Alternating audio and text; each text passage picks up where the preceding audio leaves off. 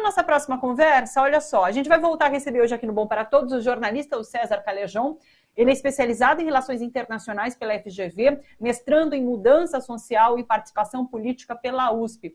O Callejon é escritor, autor dos livros A Ascensão do Bolsonarismo no Brasil do século XXI. A gente conversou com ele na última participação sobre esse livro. E agora está em pré-venda o livro Tempestade Perfeita, o Bolsonarismo e a Sindemia Covid-19 no Brasil, pela editora Contracorrente. Olá, César, como você está? Tudo bem? Boa tarde, Thalita, tudo bem? Obrigado por me receber novamente no programa, é sempre um prazer falar contigo e boa tarde para as amigas e os amigos que nos assistem nesse momento.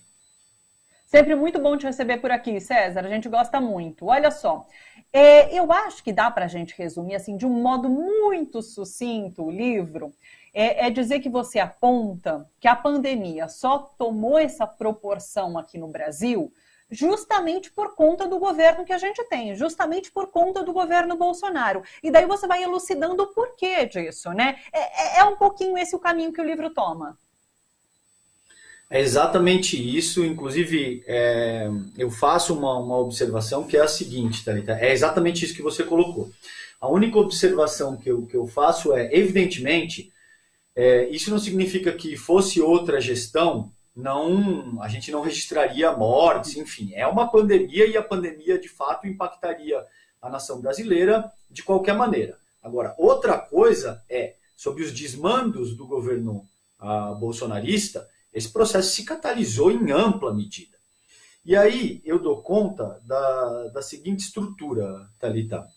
Nesse segundo livro, que como você muito bem colocou, chama Tempestade Perfeita, o bolsonarismo e a sindemia Covid-19 no Brasil, eu me presto a fazer essa reflexão acerca precisamente dessa interseção entre o bolsonarismo e a Covid-19 no Brasil. Essa interseção, sobretudo por conta da inépcia, da incompetência, da cretinice do governo Bolsonaro, criou uma crise institucional com múltiplas dimensões. É isso que eu dou conta como raciocínio central do trabalho. E aí eu posso não sei se você vai entrar nisso, mas se você quiser eu posso dar conta de quais são essas dimensões. Cita pra gente, por favor. Que são uma crise institucional, então, que tem as seguintes dimensões. Dentro do próprio governo federal, então por isso que você vê, Thalita, com tanta frequência, o vice-presidente reclamando que ele gostaria de participar de reuniões ministeriais, você vê um deputado federal que era até então da base governista, vindo a público denunciar esquemas de corrupção, pasme, no que tange à aquisição da vacina para a maior crise pandêmica do século, dentro do governo federal. A segunda dimensão é entre os níveis federativos. Por quê?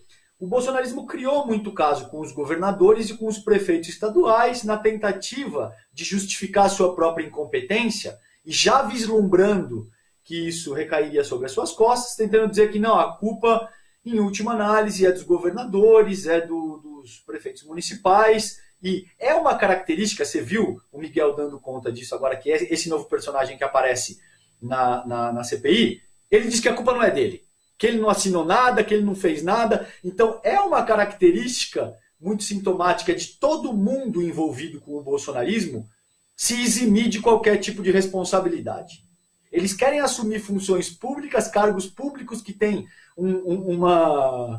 que em si trazem uma responsabilidade imensa, mas em última análise a culpa e a responsabilidade de nada é deles. Eles nunca assumem efetivamente a responsabilidade por nada.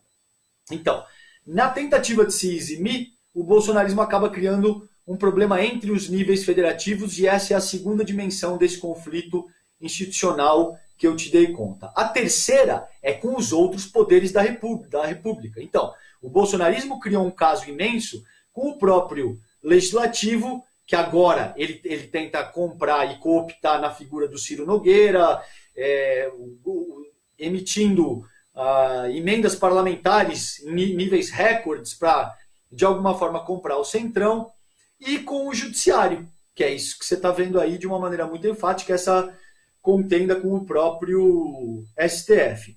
Por último, a quarta e última dimensão desse conflito institucional é com a própria sociedade internacional. Então você viu no momento de começo de pandemia, quando a gente ainda precisava de insumo da China para produzir vacina, membros centrais do bolsonarismo e o próprio presidente da República atacando o governo chinês de uma forma institucional, o que é sem precedente, Thalita, na história da nossa República. Nem durante os governos militares houve tamanho nível de cretinice e esses governos não foram tão levianos quanto o próprio governo bolsonarista. Então, atacou a China, disse que ia utilizar pólvora contra o governo Biden, rechaçou a eleição do novo presidente argentino, agrediu com ofensas de caráter pessoal a própria primeira-dama da França. Enfim, o bolsonarismo brigou com o mundo inteiro a título de preservar uma suposta relação de amizade com a gestão Trump, que hoje já não serve para absolutamente mais nada se você for minimamente pragmático dentro do jogo da política externa brasileira. Então, essas 4 dimensões caracterizam uma crise institucional muito forte e que dão conta de alguma forma, refletir acerca do porquê que a gente está vivendo essa tempestade perfeita no Brasil. E isso caracteriza uma sindemia. Esse termo não é meu, existem pesquisadores estadunidenses que cunharam esse termo, mas que eu me apropriei porque eu acho que faz muito sentido. A gente não está só numa crise sanitária. A gente está vivendo, no auge do bolsonarismo agora, uma crise sanitária, política, social, econômica, enfim, de todas as ordens e com múltiplas dimensões.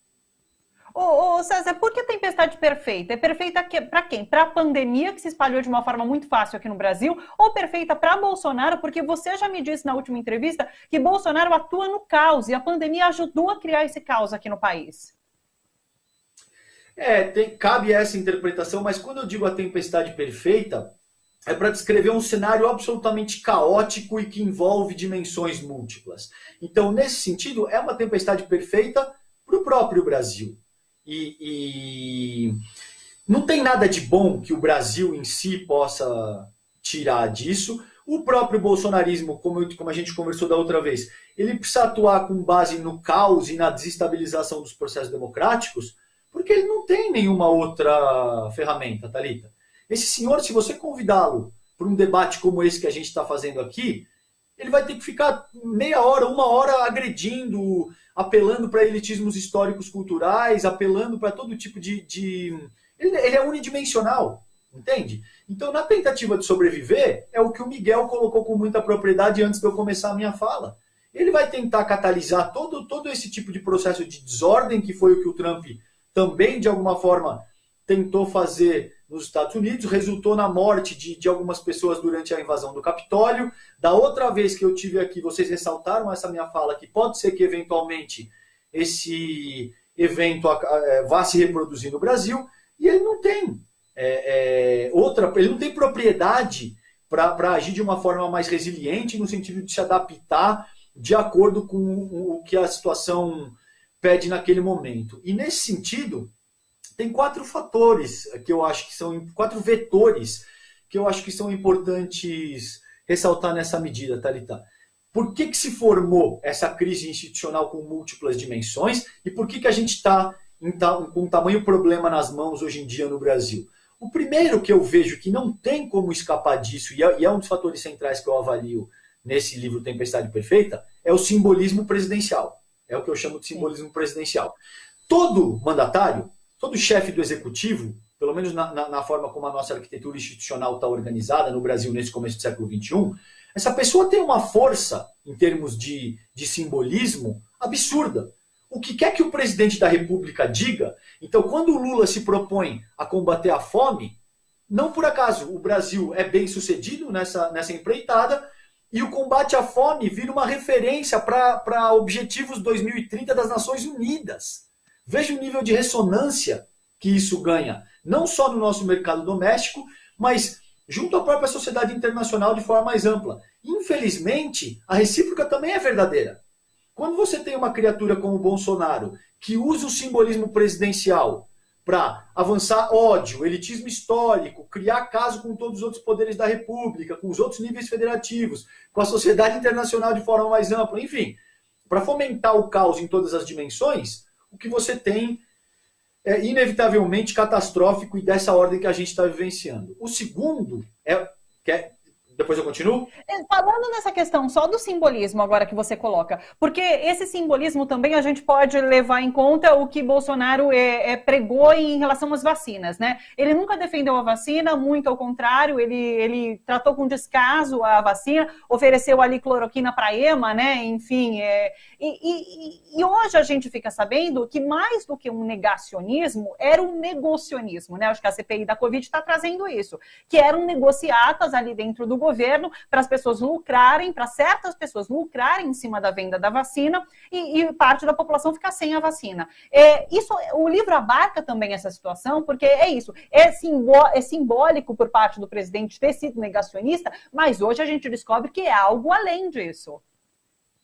Perfeito. Eu não cito esses esquemas em detalhes, porque isso acaba transcendendo a minha investigação na medida em que eu, com certeza, eu dou conta de uma abordagem mais estrutural, se eu posso te dizer, e todo o meu trabalho, tanto o primeiro quanto o segundo, por exemplo, para que você entenda isso na prática. Já me disseram, bom, mas você não estuda no teu primeiro livro, que é a ascensão do bolsonarismo no Brasil do século XXI, a participação dos militares, e eu não estudo isso de uma forma mais incisiva, mais pontual, porque eu dou conta de me referir a forças estruturais, forças socioculturais, que permitiram essa ascensão. Nessa medida, essa tua questão é extremamente pertinente, mas com certeza eu vou deixar isso para pesquisadores que vão abordar esse assunto de uma forma muito pontual. Então, com certeza, vão ter livros que vão te dar conta especificamente dos processos de corrupção que aconteceram, por exemplo, dentro do Ministério da Saúde.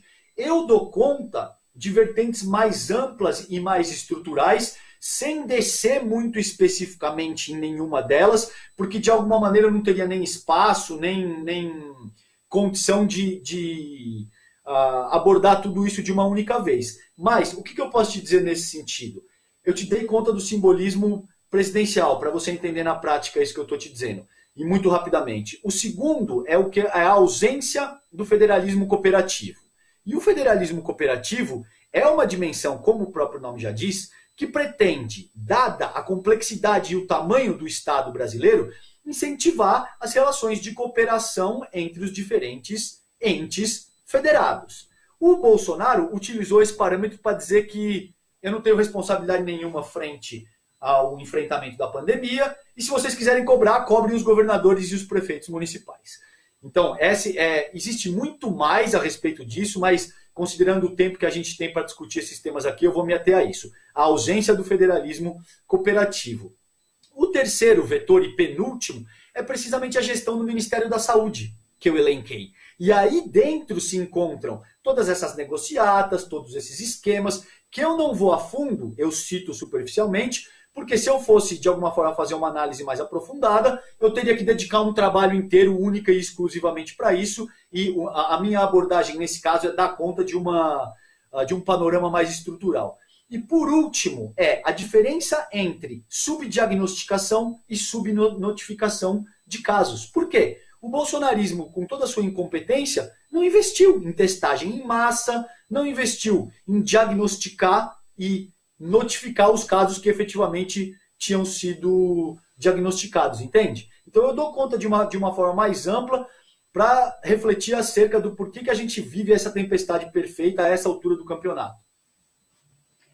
Isso tudo vai passar em 2022, quando Bolsonaro, ao que tudo indica, será derrotado nas eleições presidenciais? Ou o bolsonarismo e esse caos, essa fragilidade institucional vai continuar vigorando? É por isso que eu adoro discutir contigo e é um prazer conversar com gente inteligente, Thalita. Isso que você me perguntou é precisamente o ponto nevrálgico da questão. E eu também abordo no último capítulo e, sobretudo, no pós-fácil do Tempestade Perfeita. Veja, me parece que 2022 Bolsonaro perde. Mas, se a gente continua fomentando esses processos de desestabilização democrática, na própria figura, por exemplo, do que você viu na Lava Jato, com esses processos de ativismo judicial, se a gente continua fomentando o processo de dogma religioso no cerne da vida sociopolítica do país. E se a gente continuar avançando esse tipo de milicianização da política, que é o que você está vendo aí, o Bolsonaro responder para um membro da Corte Constitucional do país que a hora dele vai chegar e você vai ver, eu vou te pegar lá fora. Isso é milicianização da política. Se a gente continua exacerbando todos esses parâmetros que eu acabei de citar, talvez em 10, 20, 30 anos, a gente não tenha mais o Bolsonaro e o bolsonarismo aí, mas o Brasil vai caminhar para se tornar o que nesse livro eu chamo de uma teocracia evangélica miliciana. E isso pode ser um problema brutal, porque isso significa, em última análise, que o país vai tratar sem nenhum tipo de respeito, sem nenhum tipo de consideração, toda a riqueza e diversidade do seu próprio povo. E que contendas sociopolíticas, não só no parlamento, mas uma discussão de trânsito, por exemplo, tende a acabar em morte. Porque a mensagem que esses parâmetros enviam para a população de forma mais ampla é que você precisa resolver tudo na força, é que você precisa resolver tudo na bala, que você precisa aniquilar os seus inimigos, que você precisa tratar a dissonância política como uma briga de cunho pessoal e que precisa ser resolvida na pancada, entende? Então, essa tua questão, como eu entendo a nossa vida sociopolítica nesse momento, é de longe a mais pertinente. Eu dei um artigo no UOL que foi publicado ontem que dá conta precisamente disso, Thalita, que diz que a CPI está demonstrando que o bolsonarismo sintetiza um modelo de sociabilidade que tem que ser superado. O César sempre deixa um gostinho assim no final para a gente chamá-lo outra vez, para a gente continuar a discussão, porque agora acabou o nosso tempo, mas vai ficar para uma próxima a gente continuar essa conversa que está muito boa. César, é sempre um grande prazer te receber por aqui. Deixa eu deixar o site para quem quiser, inclusive, entrar na editora Contracorrente, tá aqui, loja, _, editoracontracorrente.com.br. O livro está em pré-venda entre essa semana, né, César? Isso, até no máximo amanhã isso deve estar no ar e obrigado, Thalita, obrigado pelo espaço, é sempre um prazer enorme falar contigo também. Muito obrigada, César, um beijo para você e até uma próxima. Um beijão, até. Tchau, tchau.